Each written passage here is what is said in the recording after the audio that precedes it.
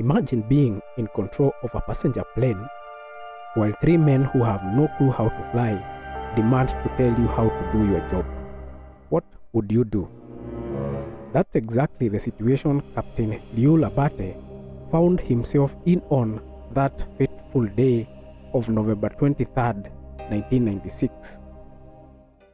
This is the story of Ethiopian Airlines Flight 961. It began on a calm, sunny Saturday morning at Addis Ababa's Bole International Airport in Ethiopia. Flight 961 was scheduled for a multi-stop journey, first to stop in Nairobi, then Brazzaville, Lagos, and finally Abidjan, Ivory Coast. The aircraft assigned for the trip was a Boeing 767-260ER, registration Echo Tango Alpha India Zulu.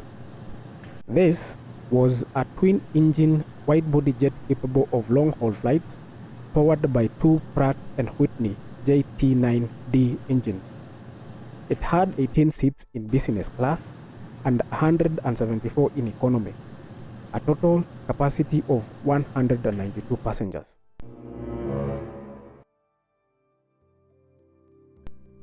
On this particular day, the plane wasn't full. There were 163 passengers on board and 12 crew members, making a total of 175 people. The passengers were mostly Nigerians, but there were also travelers from over 35 other countries, business people, tourists, aid workers, and diplomats, each with their own story, all brought together by fate. Since the first leg of the flight to Nairobi was relatively short, the plane was loaded with about 3.5 hours of fuel, more than enough for the trip, even considering possible delays or diversions. The plane could carry enough fuel for around 11 hours, but there was no need to fill the tanks for such a short regional flight. That fact would later become a matter of life and death. The flight was to be commanded by Captain Leul Abate, one of Ethiopian Airlines' most experienced pilots. At 42 years old, he had logged over 11,500 flight hours, more than 4,000 of them on the Boeing 767. His first officer, Jonas Mekuria, 34, was also a seasoned pilot, with 6,570 hours of total flight time, including 2,400 hours on the same aircraft type. Together, they formed a professional, confident, and well-trained cockpit team. The cabin crew of 10 attendants went about their duties with their usual efficiency, assisting passengers, checking safety equipment, and ensuring everything was ready for departure. Nothing appeared out of the ordinary. At a few minutes to 8 a.m., the aircraft pushed back from the gate, taxied to runway 7, and at 8:09 a.m., the control tower cleared Flight 961 for takeoff. The weather was perfect, blue skies and light winds. The Boeing 767 climbed gracefully into the morning air, setting course southward towards Nairobi. The first few minutes were smooth and uneventful. The pilots followed their routine checks while the cabin crew began preparing the in-flight service. At 08:24 hours, drink service had just begun. Passengers were relaxed, unaware that their flight was about to descend into chaos. Seated near the rear of the aircraft were three men, all Ethiopian nationals who had other plans. They were restless and kept exchanging glances. At 08:29 hours, as the aircraft leveled off at 39,000 feet, they stood up. One shouted that he had a bomb and ordered everyone to stay seated. They moved quickly toward the cockpit. These men were not trained hijackers, nor did they belong to any militant group. They were simply desperate, deluded individuals trying to escape Ethiopia, believing that by seizing a plane, they could somehow reach Australia, a destination they barely understood was halfway across the world. They entered the cockpit easily, since back then there were no fortified cockpit doors, and immediately attacked First Officer Mekuria, dragging him out of the seat and into the cabin. Captain Abate assumed they would demand to fly to a nearby country like Sudan or Egypt, as was common in hijacking of that era, but their demand was far more irrational. They wanted him to fly to Australia. At first, the captain thought they were joking. He calmly explained that the aircraft had fuel for only 3.5 hours, nowhere enough for such a journey, and showed them the fuel gauges. But they wouldn't listen.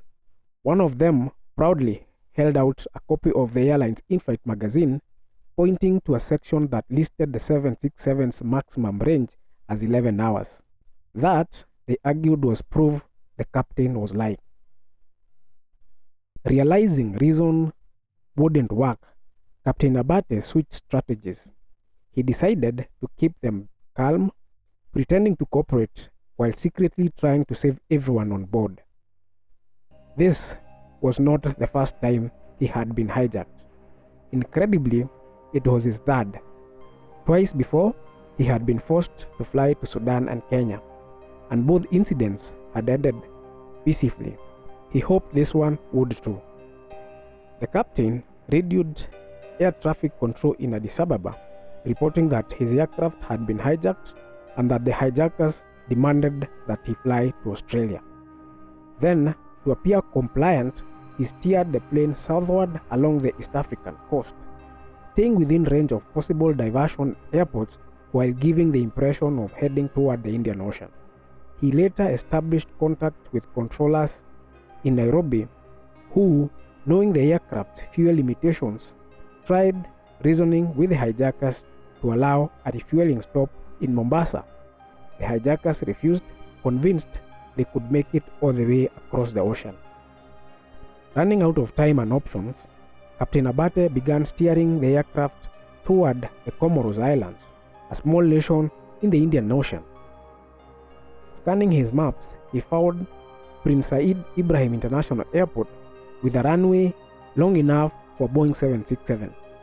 This was their best and possibly only chance to land safely. But the situation was deteriorating fast. With less than 30 minutes of fuel left, one of the engines flamed out. The captain was forced to descend to a lower altitude to maintain control. But the lead hijacker panicked, yelling that the plane was descending and accusing the captain of defying his orders. In his rage, he lunged at the controls, yanking the yoke violently and disengaging the autopilot.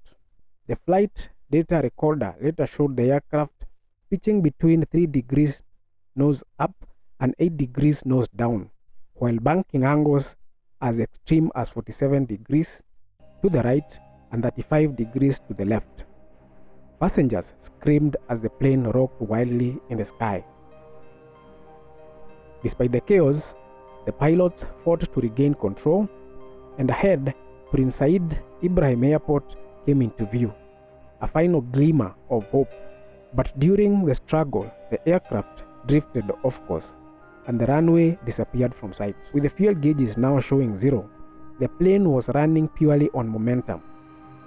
The crew realized they wouldn't reach the runway. Their only option was to ditch in the ocean. In the cabin, fear turned to panic.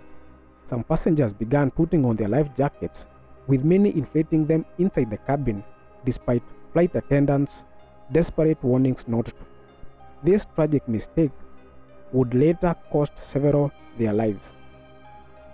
Meanwhile, in the cockpit, the hijackers finally backed away from the controls, perhaps realizing the hopelessness of their situation.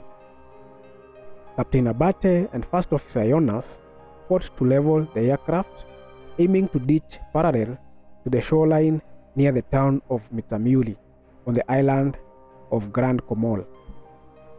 On Galawa Beach, tourists enjoying the morning sun noticed the large aircraft flying unusually low, where among them was a South African couple with a camcorder. who began recording thinking it was an air show. At approximately 200 knots, with no engine power, Ethiopian Airlines Flight 961 struck the water. The impact was catastrophic. The fuselage broke apart as it hit a coral reef in the shallow waters just offshore. Rescue efforts began immediately.